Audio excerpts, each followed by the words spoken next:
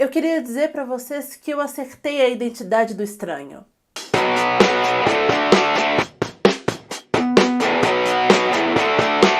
Oi gente, aqui é a Raíssa e no vídeo de hoje a gente vai conversar sobre a segunda temporada dessa obra-prima da fantasia, que é Os Anéis de Poder, tá? Eu queria ter feito um vlog, como eu fiz para a primeira temporada. Se você não assistiu, inclusive, eu vou deixar esse vlog nos cards. Que eu fui fazendo um vlog na medida em que os episódios foram saindo. E ali vocês conseguiram acompanhar melhor as minhas reações e as minhas teorias quase que em tempo real, na medida que os episódios foram saindo. Porque eu gravava, tipo, os takes dos vlogs assim que eu assistia o episódio da semana. Mas dessa vez não deu, então eu tenho aqui um vídeo com um compilado, talvez não tão compilado assim, porque eu tenho um roteiro de 5 páginas, da minha opinião a respeito da segunda temporada. Já te convido a deixar a sua opinião aqui também nos comentários, tá?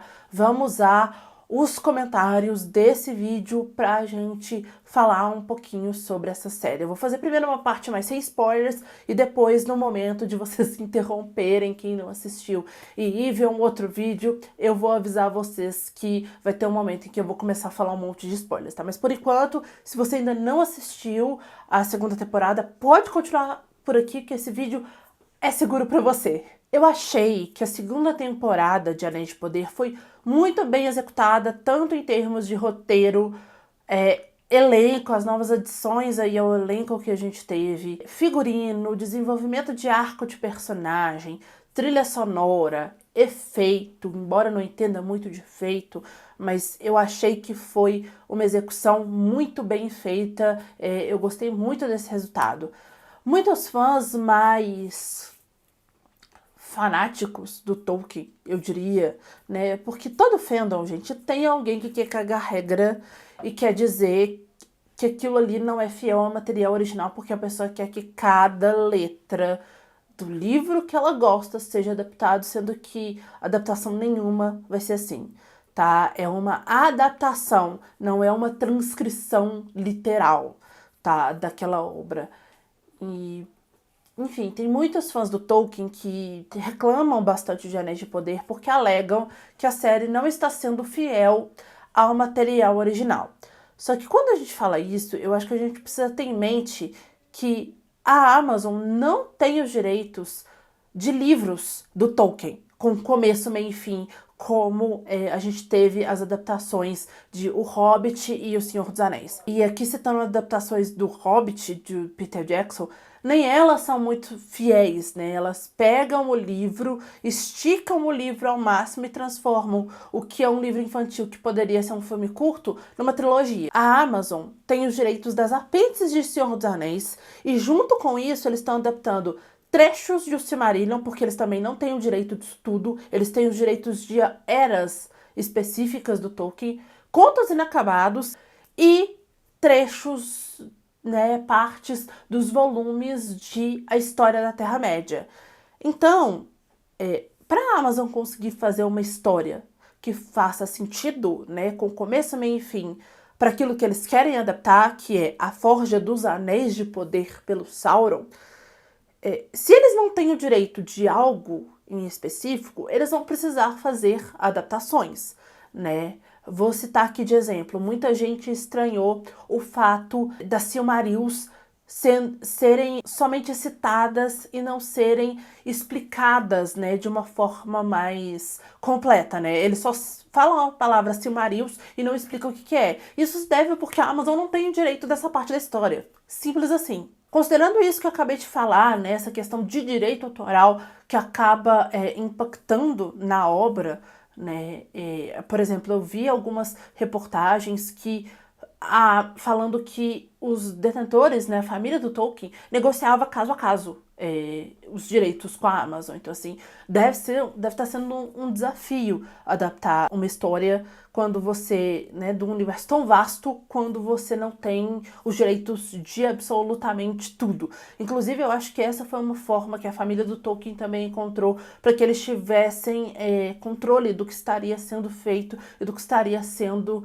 adaptado. Então, considerando tudo isso e considerando o fato de que o próprio Tolkien largava, né, certas coisas inacabadas, ou parava de escrever um livro, por exemplo, Os Filhos de Húrin, a versão que sai dele separada é totalmente diferente da versão da história dos Filhos de Húrin que a gente tem no Silmarillion. Por quê? Ele parava de escrever um livro e ele recomeçava tempos depois do zero. Às vezes ele reescrevia trechos inteiros, enfim, o jeito de escrever do Tolkien era muito particular nesse sentido. No volume que eu li dos Filhos de Húrin, o próprio filho dele, né, o Christopher Tolkien, fala que ele achava versões diferentes dos textos do pai dele, né? Então, até o próprio trabalho de edição das histórias do Christopher Tolkien e depois das outras pessoas que acabaram editando em cima dessas obras pode ser considerado um novo processo de escrita, né? Então, assim, o Tolkien, né? Numa das biografias do Tolkien eu ainda não li as biografias do autor, mas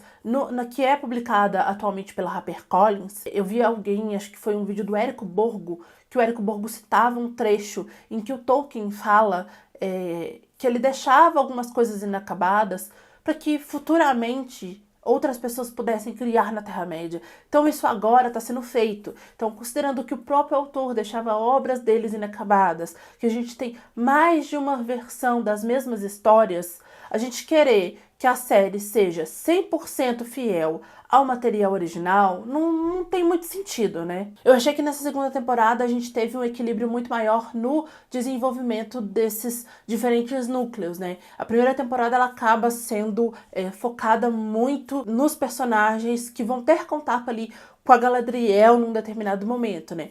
Já da segunda temporada a gente, né, tem um desenvolvimento melhor das tramas de cada um desses personagens. Então a gente vai ter, é claro, essa questão da Forja dos Anéis, dessa caça e dessa guerra contra o Sauron. Inclusive a série tem cenas de batalhas que eu achei bem interessantes, e isso é o plot principal da história. Os elfos também são, né, um elemento importante da história, mas a série vai dar, por exemplo, essa segunda temporada vai dar destaque para os anãos e para toda essa trama ali. A gente vai passar um tempo consideravelmente grande em Casa de Dune, né? A gente consegue ver mais, e é bem legal porque, por exemplo, em Senhor dos Anéis, né, tanto no livro como no filme, a gente vê isso já destruído, né? Ver Casa de Dune em todo o seu esplendor é muito legal. O Durin e a esposa dele são personagens extremamente cativantes, todos os anãos são personagens extremamente cativantes. A gente vê, é claro, a parte que eu confesso que eu mais gostei de acompanhar, o estranho, né, nessa jornada aí dele com as pés peludo, atrás de quem ele é, né, de descobrir quem ele é, de encontrar o cajado dele, de aprender a controlar os poderes dele. O Tom Bombadil, né, que poderia ter causado algum receio, né, em alguns fãs, porque o Tom Bombadil, ele canta, né, ele canta muito, ele canta o tempo todo, ele fala algumas coisas que não tem sentido nos livros, né, a gente falou, pronto, vai ter toda essa cantoria. Não, o Tom Bombadil tá ali num papel muito interessante. Sim, a gente tem ele cantando num determinado momento, a gente tem essa excentricidade que o Tolkien consegue colocar no pouco tempo que esse personagem aparece em O Senhor dos Anéis. A gente tem isso trabalhado de uma forma muito interessante na série. Toda essa questão dos Númenóreanos, né, essa questão política da série fica por conta deles. A gente vai passar um tempo bastante considerável em Eregion e vai conseguir conhecer os ferreiros de Eregion, vai ver um pouco mais do Celebrimbor, que brilha nessa temporada.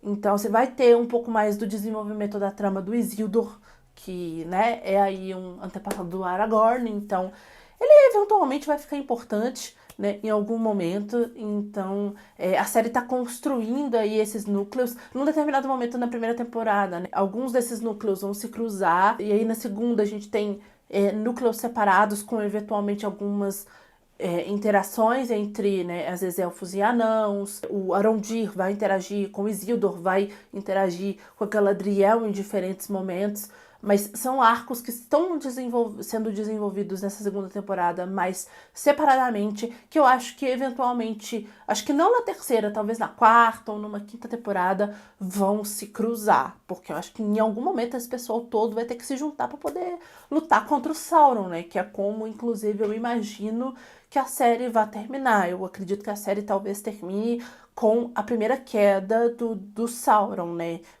Porque eu acho que é isso que a Amazon tem os direitos, pelo menos essa é a minha expectativa, né? Que eu acho que, como eles comprimiram essa linha temporal, eu acho que faz sentido a gente ver um pouco disso na série, ou vai terminar com a forja de um anel, e aí a gente que lute aí pra poder ver esse povo todo vivendo em desespero. Enquanto na primeira temporada Galadriel acabou sendo, né, o grande destaque, né, nessa segunda temporada eu acho que ela ficou um pouco mais apagada, mas isso não significa que ela não tenha sido excelente na série, porque eu adorei a personagem de novo e ela foi importante sim, mas eu acho que o que eu tô chamando aqui de apagado é que assim se devem a duas coisas assim. Essa parte guerreira dela acabou sendo deixada um pouco de lado.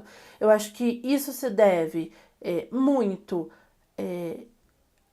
há uma construção narrativa mesmo da história, e um outro motivo pode ser essa reclamação da parte mais tóxica do fandom, que quando viu uma Galadriel guerreira começou a reclamar que isso era um absurdo, né? Uma mulher não pode pegar na espada não, que, né, alguma galera aí mais fanática, né, homens que gostam de sempre ver homens em posição de força, ficam doidos, né, sendo que nos livros a gente tem sim informação de que Galadriel participou de batalhas, ou seja, a gente interpreta que sim, teve um período da vida dela em que sim, ela foi uma guerreira, né, e a partir daqui, gente, esse vídeo vai começar a ter spoilers.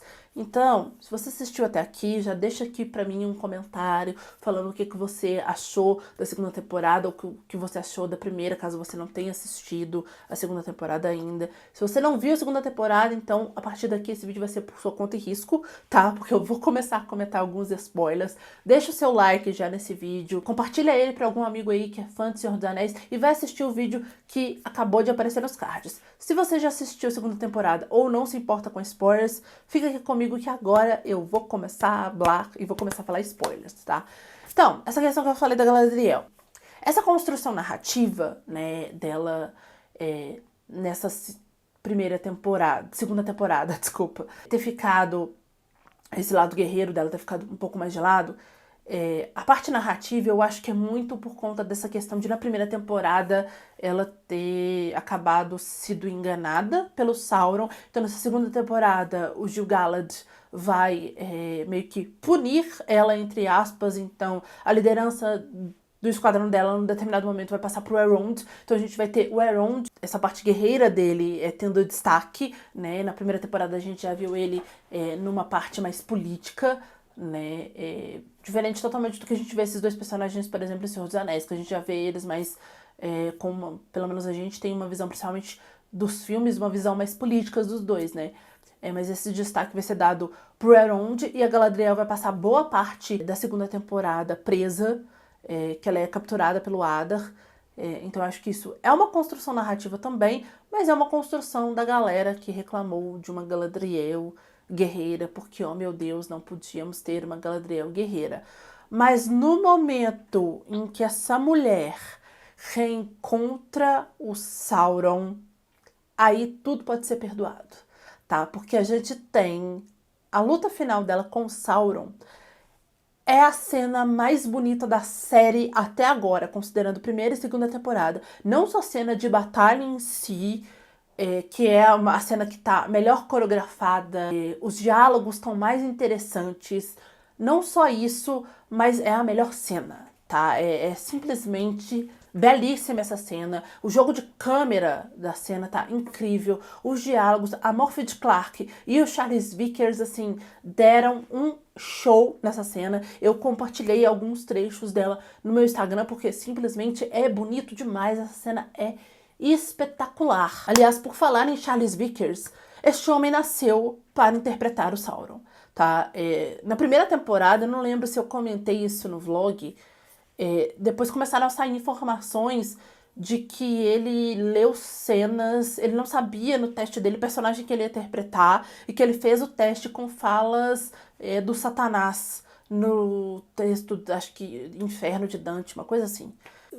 E assim, né, dá pra entender porque como foi selecionado. Ele tá incrível impecável nessa segunda temporada, e o mais interessante é que se vocês forem procurar a filmografia dele, pelo menos a que tá listada na Wikipédia, ele fez poucos filmes e ele fez poucas séries, tá? Então, assim, ele devia ser um ator de teatro, dá pra perceber isso. Eu não encontrei nenhuma informação, não pesquisei nenhuma informação sobre peças que ele tenha feito, mas onde é que esse homem estava aí escondido, pelo amor de Deus? Porque, assim, ele nasceu para interpretar o Sauron. Gostaria de ver ele fazendo mais vilões e até outros personagens, porque este homem simplesmente arrasa, tá? Arrasa. Todo o momento ele chega a fazer a gente de trouxa. A gente tem, no começo da série, em algumas cenas de flashback, um outro ator dividindo a interpretação do Sauron com ele. Num determinado momento ele vai ser um outro ator que vai fazer o Sauron, porque o Sauron, gente, ele é um metamorfo. Então a gente tem um outro ator que sim, é muito bom, mas não chega nem aos pés do Charles Vickers. Eu acho que, inclusive, por isso, né, essa encarnação do Sauron enquanto Anatar, eles escolheram só caracterizar o Charles Vickers de uma forma diferente. Porque, assim, eles não podem trocar. Se o Sauron, na próxima temporada, adotar uma aparência mais próxima aos homens, por exemplo, né, que era a que ele tinha enquanto Halbrand, e eles quiserem explorar essa questão dele ser metamorfo, eles vão ter que fazer uma outra caracterização no Charles Vickers, porque não dá pra trocar. O homem é simplesmente excelente.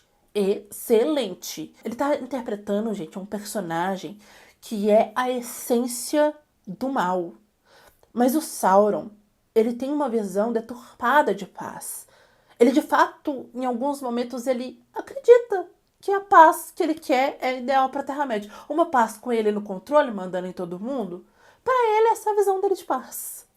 É deturpada? É. Mas o Charles Vickers faz isso tão bem, de uma forma tão visceral, que num determinado momento ele engana o telespectador e a gente fala: será que ele gosta da Galadriel mesmo? Será que ele se apaixonou pela Galadriel? Pode um cara que é mau, é a essência do mal, sentir amor por alguém? A gente chega a acreditar, ele engana a gente, tá? E isso se deve sim ao roteiro, que tá bom, mas a atuação espetacular do ator. Inclusive tem a sequência de cenas finais do Sauron e do Celebrimbor, que o Sauron vai torturar o Celebrimbor, são espetaculares. Na verdade, toda essa cena, essa sequência, né, do Sauron e Eregion tá muito boa.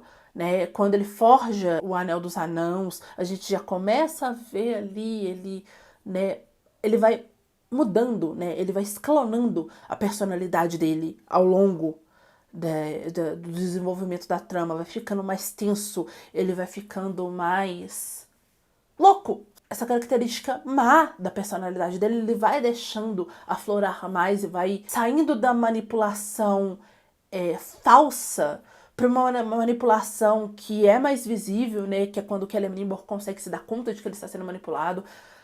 E vai sendo mais, olha, eu estou no controle aqui, né? Vai dando vazão mais a essa personalidade de ditador, vamos chamar assim. Então, assim, no momento em que os Anéis dos Homens começa a ser forjado, né, essa transição entre Anéis dos Anãos para Anéis dos Homens, aí que, assim, o Sauron, né, e o Charles Vickers, né, interpretando o Sauron, começa a sair completamente de controle. O Charles Vickers mostra o quão brilhante ele é. Toda essa sequência de cena, mas especialmente as cenas finais em que ele vai torturar o Celebrimbor são espetaculares. Tanto ele como o ator que faz o Celebrimbor dão um show. A última cena, né, o final, no momento em que o Sauron mata o Celebrimbor, né, que isso é descrito nos livros, tá? É descrito, se não me engano, em O Silmarillion, acho que nos Apêndices dos Anéis, eu não lembro se tem, mas que aquela frase ela tem nos livros, né? Eu pelo menos me lembro de já ter lido isso em algum lugar. O livro mais recente que eu li foi o Silmarillion, então eu acho que foi lá, tá? Que o Sauron, no fundo, sente medo dos anéis, porque ele vai ser refém, e que o Celebrimbor dá meio que até uma profetizada e fala: não, você vai ser refém de um anel específico e isso vai ser a sua ruína. Que o Sauron chega a chorar. Essa cena, e você vê que ele não tá chorando de arrependimento. No fundo ele sente medo, ele sabe que vai ser isso. É uma cena tão forte e que foi feita tão brilhantemente por esses atores que, assim, eu não sei como é que tem gente que consegue reclamar que isso não é fiel ao material original, gente. Pelo amor de Deus, onde é que vocês estão com a cabeça? É brilhante, tá? A Amazon, pelo amor de Deus, não troque o Charles Vickers Não troque o ator que interpreta o Sauron porque este homem está arrasando. Alguém dê um M para este homem, pelo amor de Deus, porque ele merece. Númenor, né, que foi o que mais uma das coisas que mais me empolgou na primeira temporada, né, de finalmente ver isso representado graficamente na tela, né, porque quando os livros de Senhor dos Anéis começam, Númenor já caiu, e nos filmes a gente vê só ruínas, né? E vê a grandiosidade que o Tolkien descreve nas apêndices de Senhor dos Anéis, finalmente representado em tela, realmente assim, foi um prato cheio pra mim. Eu acho que um momento em que Númenor aparece pra mim na primeira temporada foi o momento que eu mais gostei. Um dos, né?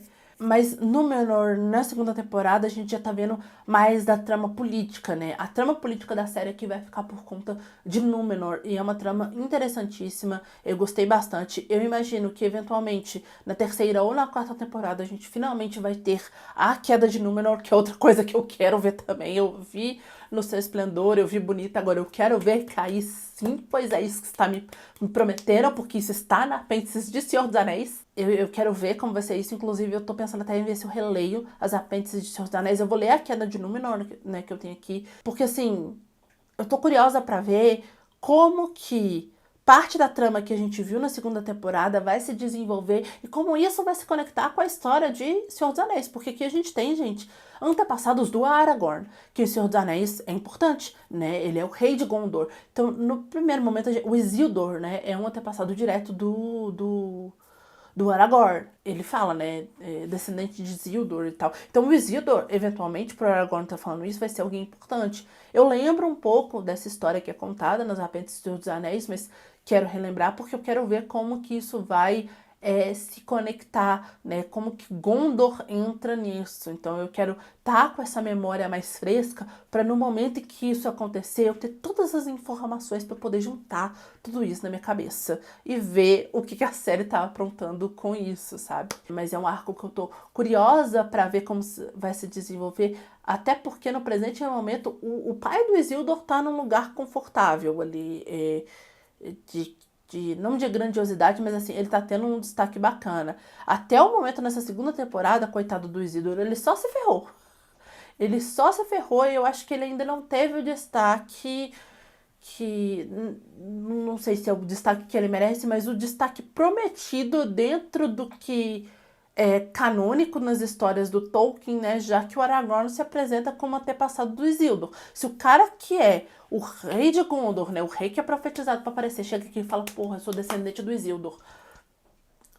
É porque esse Isildur foi importante, eu quero ver onde, né? E eu quero ver como que a série vai tornar o Isildur importante. Eu fiquei muito, mas muito feliz com a revelação de que o estranho é sim o Gandalf. E eu adorei a explicação pro nome, tá? Porque eu acho que essa informação tem em algum livro, em algum lugar eu li que tem essa informação. Acho que em Hobbit chamam ele de Gandalf. Não lembro, mas eu já li isso em algum lugar, tá? Eu fiquei muito feliz. Muito feliz mesmo com essa revelação, porque... Não só porque eu acertei, tá, gente? Mas quem assistiu o meu vlog da primeira temporada, se você não assistiu, assista depois de ver esse vídeo aqui, viu que no momento em que o estranho aparece, eu olhei e falei, no momento em que ele aparece, ele já aparece relacionado com os pés peludos. Do jeito que ele aparece, eu me lembro que quase que imediatamente eu olhei e falei, eu acho que o estranho é o Gandalf. Aí, o final da segunda temporada, no primeiro episódio, duas personagens vão encontrar ele, vão chamar ele de Sauron. Aí o episódio começa a abertura e você fica o episódio inteiro achando, eu pelo menos que o episódio inteiro inconformadíssima, achando que eu fiz papel de trouxa. Eu falei, não é ele que é o Sauron, é o Halbrand. E aí, no momento que é revelado, me deu um certo alívio. Mas aí, a primeira temporada termina com a grande questão. Já temos a revelação de quem é o Sauron, mas e esse estranho aqui? Quem que este homem é? E aí vão aparecendo cada vez mais indícios e foram ficando mais fortes e eu tentando, gente, é o Gandalf, é o Gandalf. Fui assistindo o episódio, é o Gandalf, né? Minha grande obsessão, quem é meu amigo pessoal sabe, eu chamava os meus amigos, e aí, quem você acha que é o estranho? Né? Quer conversar comigo sobre Anéis de Poder? Quem você acha que é o estranho? E por que você acha que é o Gandalf? Se você não acha que é o Gandalf, senta aqui que eu vou te doutrinar e vou te explicar por que ele é o Gandalf. Mas no fundo, mesmo sabendo disso e tendo certeza, e os indícios cada vez mais fortes, eu fiquei com medo, tá? De estar fazendo o papel de trouxa e disso tudo ser um grande fanservice. Mas no final foi um grande alívio saber que ele é o Gandalf. Adorei a explicação, adorei o arco. Eu acho que, assim, ver o Gandalf numa posição de aprender, de vulnerabilidade, foi muito interessante e fez com que esse personagem ficasse ainda mais querido pra mim, tá? O Gandalf é o meu personagem favorito do Tolkien, tá? Tanto dos livros quanto nos filmes. Eu acho que, pra mim, o Gandalf, inclusive, tem a aparência física do Ian McKellen.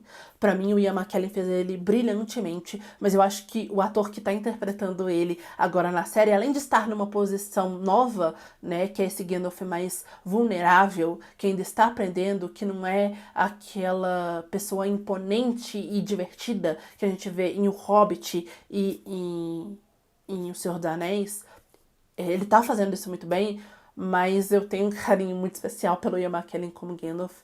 Mas eu acho que os dois estão brilhantes no papel e eu fiquei muito feliz. Embora, né, canonicamente nos livros, o Gandalf não chega nesse momento na Terra-média, tá? Ele chega mais pra frente. Então, mas como os roteiristas da série já anunciaram desde o começo que eles iam sim comprimir essa linha temporal, eu acho que tá tudo bem. Pra mim, bastava que a trajetória desse personagem fizesse sentido com quem ele é. E eu acho que o Gandalf ter sido inserido, chegando na Terra-média, nesse contato já com os Pés Peludos, que são antepassados dos Hobbits, pra mim faz sentido. Porque o Gandalf é um personagem que ele vai aparecer sempre próximo aos Hobbits, né? Então, eu acho que foi feito com respeito a esse personagem.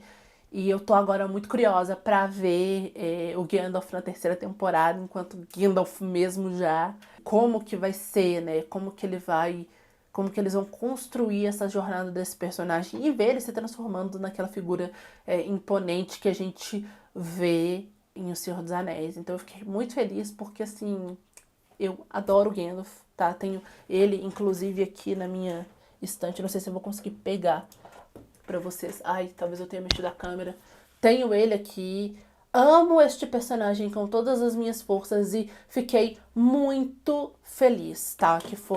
Que o estranho é o Gandalf e fiquei feliz não só de ter acertado, mas de ter esse personagem na série, né? Agora vamos ver aí o que ele vai aprontar. Por último, mas não menos importante, vamos falar do arco de Adar, né, e dos orcs. Nos livros de Senhor dos Anéis, e acho que nos filmes também, os orcs acabam sendo interpretados pelos leitores ou pelos espectadores, que sejam, pelo menos foi assim comigo, né? Eu vi os filmes de Senhor dos Anéis primeiro, depois fui ler os livros, e nos dois casos a minha interpretação foi a mesma, né? Os orcs como personagens essencialmente más, como uma raça essencialmente má. Só que no Silmarillion a gente tem a informação de que os orcs nada mais são, né? A raça dos orcs ela surgiu, e acho que, se não me engano, tem isso nos apêndices de Senhor dos Anéis também. A raça dos orcs surgiu quando os elfos, né? Alguns elfos caíram pro lado sombrio e foram se aliar ao Melkor, que depois vira o Morgoth, né? Que o Morgoth era o chefão do Sauron, né? O Morgoth cai e o Sauron vai lá e assume, né? Enfim, a gente vê isso, inclusive, nessa segunda temporada. Então, né, a gente tem aí, na segunda temporada, né, na primeira também, essa raça sendo retratada de uma forma diferente, né? E eu acho que isso se deve muito à figura do Adar. Ele ama os orcs, né? Tanto que Adar é pai, né? Ele chama eles de filhos. Então ele vê eles com mais humanidade do que o resto das outras pessoas veem, né? Os restos dos personagens que estão ali ao redor veem, né? Ele quer proteger o povo dele, né? Ele quer um lugar para eles. Os métodos dele são questionáveis por vezes? São, mas eu acho que através da visão do Adar sobre os orcs, né? E como nessa segunda temporada a gente viu, na primeira também tem isso, a gente vê ali famílias orcs, a gente vê bebês orcs, né? A gente consegue ver que a gente vê eles mais numa posição mais de vítimas mesmo, né? Eles acabam sendo escravizados pelo Sauron, né? E aí, quando o Senhor dos Anéis começa, quando o Hobbit começa, quando o Senhor dos Anéis começa, já se passaram muitas gerações pra frente, então, assim, Talvez não tenha mais nenhum orc vivo que lembre, eu não sei, não lembro exatamente agora como que qual a longevidade de um orc, tá? Não lembro essa informação. Não sei se eu tive essa informação em algum momento. Mas então no momento que o Hobbit, por exemplo, começa, que o Senhor dos Anéis começa, já não tem mais talvez nenhum orc vivo que lembre como era lá atrás, que lembre que lá atrás, no começo de tudo, eles só queriam serem deixados em paz, né? Eles só queriam parar de ser atacados, tá? Por vezes eles revidavam com violência, mas era porque eles tinham, às vezes, uma cultura diferente, eles eram de uma raça diferente, e era o jeito daquela raça de reagir àquela forma. Então, assim, às vezes a gente dá uma leve passada de pano por conta dessa visão do Adar, e eu acho que o Adar, ele é um personagem bastante complexo, porque ele não é essencialmente bom, mas ele também não é essencialmente mal. Eu acho que isso faz do Adar o personagem até mais real desse mundo de fantasia que a gente tem, os Anéis de Poder, né? Porque a gente tem personagens essencialmente bons, né? A Galadriel, ela é exposta ao Sauron e acho que tem um questionamento, o Elrond às vezes vai questionar ela porque ela foi exposta, né, a alguém que é essencialmente mal, e no entendimento dele os elfos são essencialmente bons, então a gente tem aí essa dualidade, né, mas o Adar não. Então acho que isso faz com que ele seja um personagem ainda mais real. Eu confesso que eu queria ter visto mais esse personagem, né, ele teve um desenvolvimento muito interessante nessa segunda temporada. Eu vi uma matéria falando que parece que era para ele, pro final dele acontecer em alguns episódios quase do começo da temporada, mas jogaram mais pro final para que isso fosse melhor desenvolvido. Eu confesso que se esse personagem tivesse tido mais uma temporada, eu não me importaria, mas eu acho que o final dele foi digno, apesar de ser trágico, mas fez sentido com o que a temporada construiu, o que as duas temporadas construíram até aqui de história para ele, né? Eu acho que não faria sentido a gente ver um personagem assim, né, ver os filhos dele sendo escravizados pelo Sauron, sendo que ele queria se vingar do Sauron exatamente porque o Sauron queria escravizar os filhos dele. Então ele vê o que ele queria combater, por mais que ele queria combater com métodos questionáveis, acontecendo. Acho que para esse personagem seria um momento de muita dor, e a própria morte dele é muito emblemática, né? Do mesmo jeito que ele mata o Sauron no começo da temporada. Eu acho que foi um arco muito legal desse personagem. Gostei.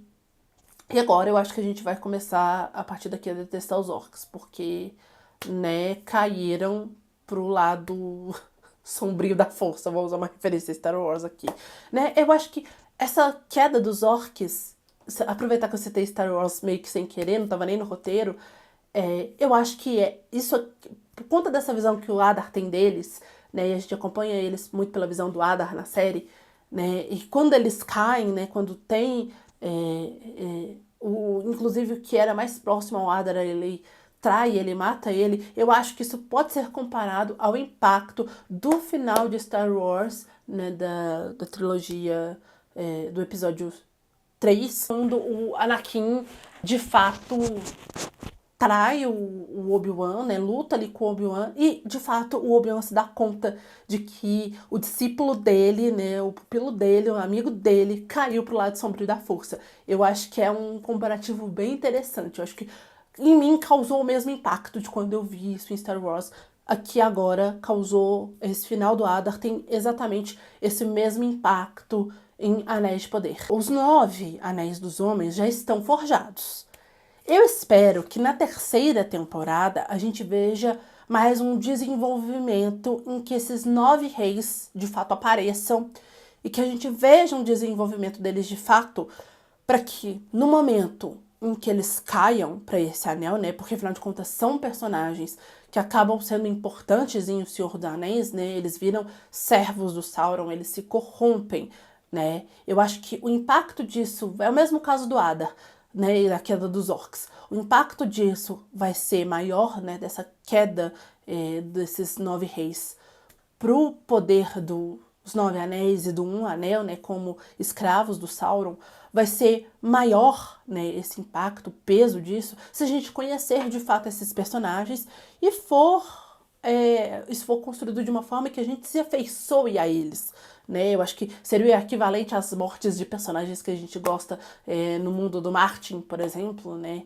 Eu acho que aqui, para que essa queda funcione e cause o impacto que a série precisa, a gente precisa que esses 9 reis sejam explorados de uma forma legal, tenham seu arco construído, o que me preocupa um pouco, porque até o momento, o único rei de fato que a gente vê, o único reino humano estruturado que a gente vê é Númenor, né? Inclusive, eu acho que um dos reis que vai cair, né, pros 9 anéis é o Pharazôn.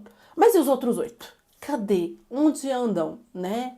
Por onde andam? De que se alimentam, né? Então eu acho que a gente precisa ver eles para a série continuar aí construindo esses impactos, né, que ela tem causado aí na gente, né? A própria, sei lá, morte do Celebrimbor, ela é impactante por conta disso, né? Eu acho que para que os 9 anéis funcionem, a gente precisa ver os 9 reis de fato, né? Os 9 reinos e passar um tempo ali, sei lá, leva Galadriel pra lá, leva o Elrond pra lá, não sei, tem que dar um jeito, mas a gente tem que ver essa queda acontecendo, né? Para que ela de fato funcione. Senão, não, só o Pharazôn vai representar aqui. Acho que não funciona nesse caso, né?